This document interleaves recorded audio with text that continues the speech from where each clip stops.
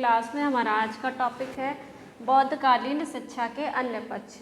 अन्य पक्ष यानी अदर एस्पेक्ट से हमारा तात्पर्य है कि स्त्री शिक्षा है, जन शिक्षा है, व्यावसायिक शिक्षा है।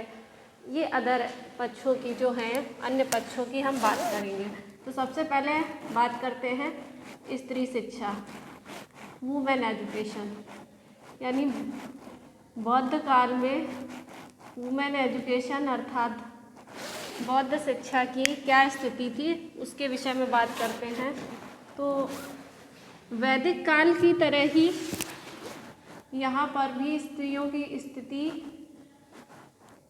पहले तो बहुत अच्छी नहीं थी। स्त्रियों को संघ में प्रवेश नहीं दिया जाता था, किंतु महात्मा बुद्ध के कहने पर अर्थात महात्मा बुद्ध के प्रभाव के कारण कह सकते हैं हम, धीरे धीरे स्त्रियों को संघ में प्रवेश दिया जाने लगा। ठीक है, तो वो भी पुरुषों की ही तरह ब्रह्मचर्य व्रत का पालन करना,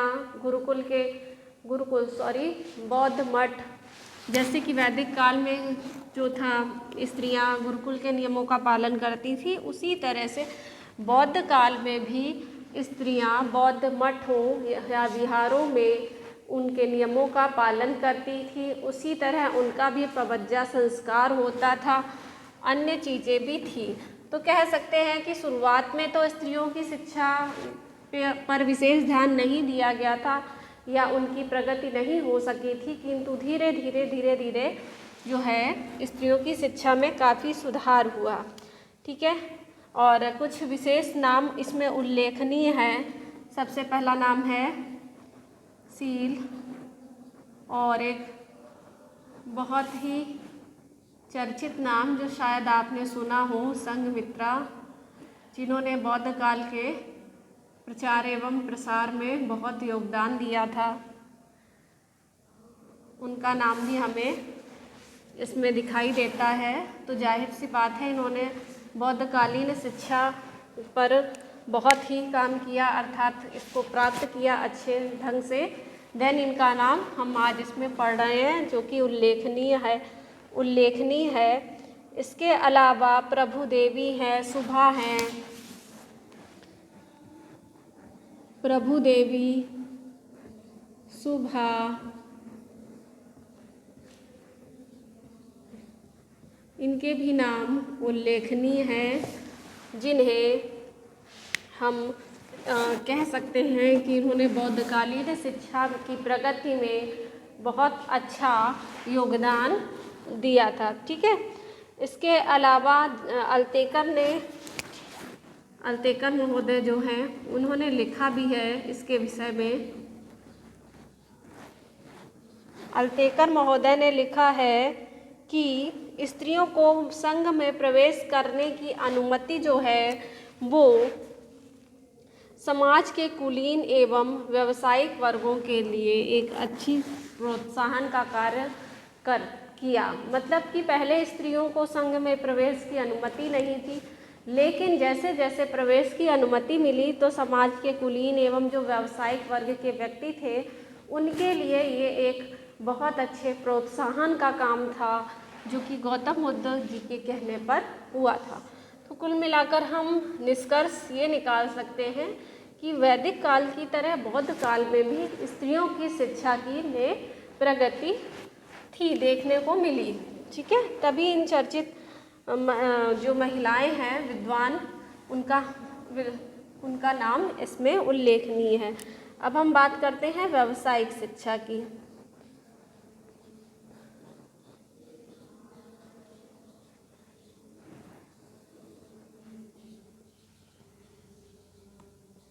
व्यावसायिक शिक्षा में यानी वोकेशनल एजुकेशन में जो है वो बौद्धकालीन शिक्षा के प्रत्येक वर्ग के लिए लगभग थी। ठीक है, जिसमें कि पहली है हस्तकलाओं की शिक्षा।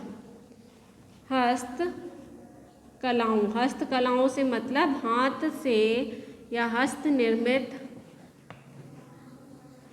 कलाओं की शिक्षा दी जाती थी, और जो कि प्रत्येक वर्ग के लिए थी। अर्थात प्रत्येक वर्ग जो है वो हस्तकालीन शिक्षा प्राप्त कर सकता था। हाथ से जैसे निर्मित कलाओं का नाम हम बताएं तो जैसे कपड़ा बुनना है, ठीक है। इसके अलावा हाथ से निर्मित अनेक और कलाएं होती है, मिट्टी के बर्तन बनाना है। तो इन सारी कलाओं की शिक्षा बौद्ध काल में दी जाती थी। दूसरी बात हम करें चिकित्सा शिक्षा की। इन सारी शिक्षाओं के विषय में हम वैदिक काल में भी पढ़ चुके हैं।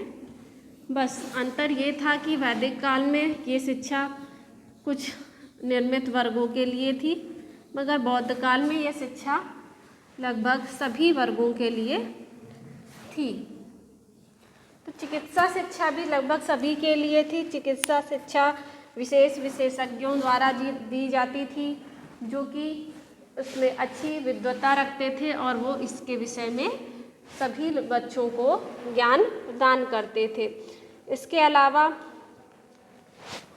आयुर्वेद विज्ञान की भी शिक्षा बौद्ध काल में दी जाती थी। नेक्स्ट हम बात करते हैं ललित कलाओं की शिक्षा। ललित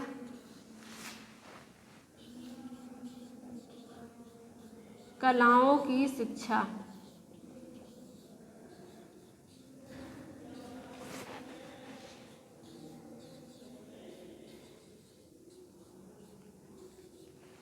ठीक है। तो वैदिक काल हो या बौद्ध काल हो, दोनों ही कालों में ललित कलाओं की भी शिक्षा प्रदान की जाती थी। ललित कलाओं के अंतर्गत जो है आपके आते थे भवन निर्माण की कला, जो कि उच्च कोटि की जिसकी व्यवस्था की जाती थी। इसके अतिरिक्त ललित मूर्ति कला है, चित्रकला है, इनकी भी शिक्षा ललित कलाओं के अंतर्गत दी जाती थी, जो कि लगभग सभी वर्गों के लिए उपलब्ध थी। अर्थात किसी भी वर्ग का व्यक्ति है उसको ये शिक्षा प्रदान की जाती थी। अब हम बात कर लेते हैं जन सामान्य की शिक्षा की, यानी जन सामान्य की शिक्षा की क्या व्यवस्था थी। तो बौद्ध काल में जन सामान्य की शिक्षा की व्यवस्था भी वैदिक काल की ही तरह उपलब्ध थी। अर्थात ऐसा नहीं है कि जन सामान्य की शिक्षा की अवहेलना की जाती हो, सभी के लिए शिक्षा उपलब्ध थी। हाँ, वैदिक काल की बात करें तो उसमें शूद्रों के लिए शिक्षा निषेध थी, वो भी आपकी उच्च वर्ग की शिक्षा, लेकिन यहाँ पर बौद्ध काल में लगभग सभी के लिए शिक्षा उपलब्ध थी। तो हम कह सकते हैं कि जन सामान्य की शिक्षा की अवहेलना नहीं की गई थी बौद्ध काल में। तो बच्चों ये हमारे बौद्धकालीन शिक्षा के अन्य पक्ष हो गए, ठीक है, जिसमें कि आपने स्त्री शिक्षा, व्यावसायिक शिक्षा और जन सामान्य की शिक्षा की बात की और हमने इस पर चर्चा की। ठीक है बच्चों, नेक्स्ट क्लास में मिलते हैं, नेक्स्ट लेक्चर में। Okay student, thank you.